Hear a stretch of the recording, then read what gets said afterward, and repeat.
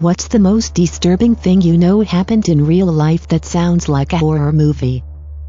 Some teenagers in the town I lived in kidnapped the owner of the local newspaper, did who knows what to him, and then buried him alive with nothing but a straw to breathe through. He died, and they went to jail. A 17-year-old boy lived in the walls of a house for months so he could spy on his ex-girlfriend. Things peaked when the girl's father saw him, dressed as his dead wife, holding an axe and trying to convince her that she was her dead mother. Edit, who gave this the Wholesome Award? Ronald Gene Simmons made his kids dig a big hole on his property. Then, as they got off the school bus for Christmas break, he killed them, one by one, and buried them in the big hole. 2 days later, when his adult children arrived, he killed them and their children. One of these babies was also his child, because he molested his daughter. He threw the adult children in the hole and the babies in the trunk of an old car. The next day, he went on a shooting rampage in the next town over and killed 2 more people. After he went to death row, the townsfolk burned his house to the ground. He died by capital punishment. Happened in the late 80s in my hometown. When I was in high school in a tiny Midwestern United States town, there was a guy who was the town kook. Wrote daily crazy letters to the local newspaper. I wrote for the paper my last 2 years of high school, and his house was covered in political rantings written in black marker. My friends who worked at the town grocery store said he came in every day to buy a giant bottle of rubbing alcohol and a bag of kitty litter. Turned out, his mom had died in her bed and he used the kitty litter and rubbing alcohol to kill the smell while living with her and cashing her Social Security checks for nearly 2 years. I worked with this guy. He was real nice, but had his struggles. One day I noticed he wasn't at work, unlike him. Found out that the previous night, he drove to the cemetery, doused himself in gasoline, and lit himself on fire.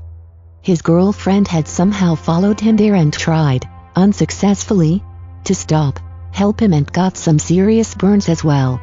It was rough. They found his car in the lake. He was in the trunk. His dick had been cut off and put in his mouth. He had been shot 3 times. I had older friends that rode 4-wheelers to take care of their pet livestock. One day they noticed the horse was choking, so they went to help the horse. The horse and donkey both had rabies and attacked, literally biting through bones. My friends both died horrible deaths, one after a couple of days hospitalized, the other after weeks. I still get nauseous when it crosses my mind, and it has been years. Elderly man was his wife's caretaker. She had dementia but is relatively functional, can still drive, etc., although she sometimes gets confused about where she's going. Kids live out of town and rotate calling every week. They finally realize no one has actually talked to Dad in months. It's just Mom answering the phone, who always says he's at the store or taking a nap or in the shower. They call someone to go check on Dad. Dad had presumably died in his sleep many weeks, or months, ago, and Mom just kept living life unaware, including sleeping in the same bed as his body every night.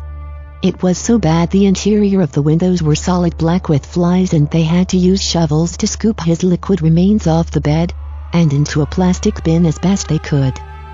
ISIS treatment of civilians and prisoners. Burning girls alive for refusing sex and slowly drowning men in cages. Makes me sick to think they hurt so many people. There was a bus stop by my JR High where I would catch the bus to go home. In the house 20 feet away, there was a man kept in the garage being tortured and eventually murdered. The owner of the house used to sit on the front steps and wave to us as we walked by. I only found out because years later I saw a documentary of the case. Blew my mind.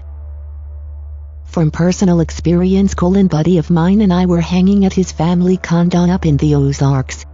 Throughout the day, we kept hearing bumps, footsteps, and scratching up in the attic. We thought it was rodents, so we checked it out. No rodents. Instead, we found the disheveled elderly woman up there. Turns out 2 days before we arrived, our next door neighbor locked his wife in his attic.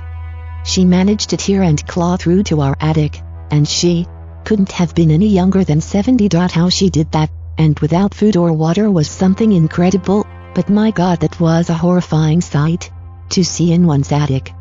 Not to mention her husband's actions. The Victoria Martins murder in New Mexico. Some of the most fucked up shit ever. Little girl was drugged, abused, and murdered on her birthday. I'm being vague with the details because it's so fucked up. Loud music and a lot of screaming from a house down the street one Saturday.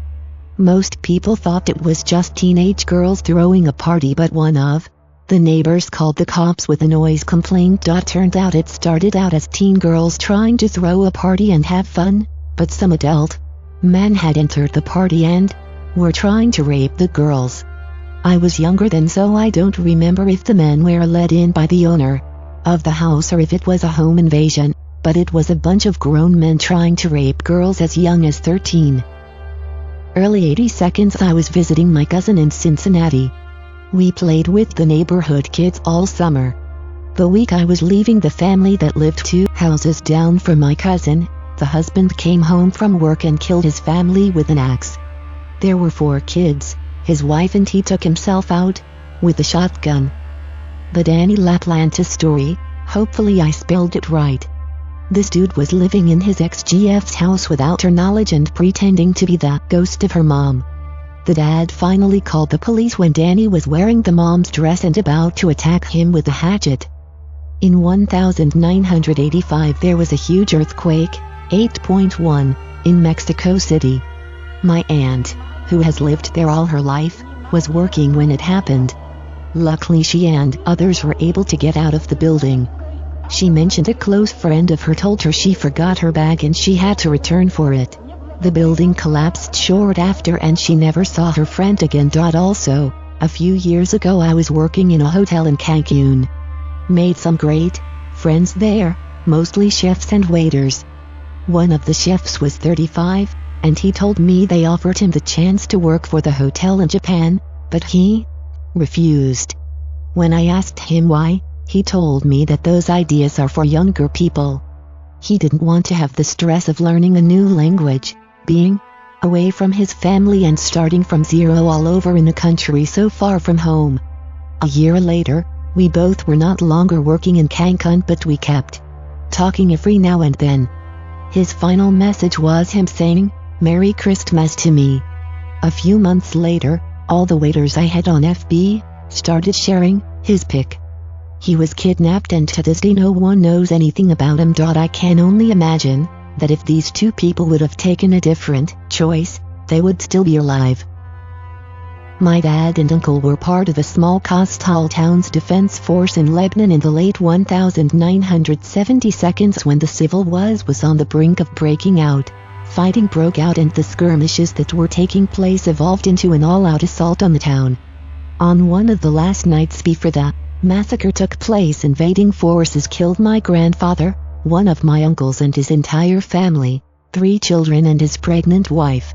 My dad was called to the house in the morning when the fighting subsided. He had to help carry his family and load their bodies in the back of a truck, where they took them to the local cemetery for a quick funeral service before they fled the town. He said when they got down to the beach and were waiting for boats to load up the refugees and take them to safety, they looked back and saw the entire town with smoke billowing up from it. It was like a horror story for me to find out about it. I've never asked my father how he has dealt with it. But after so many years he moved back to the coastal village just south of Beirut and he loves it with all his heart.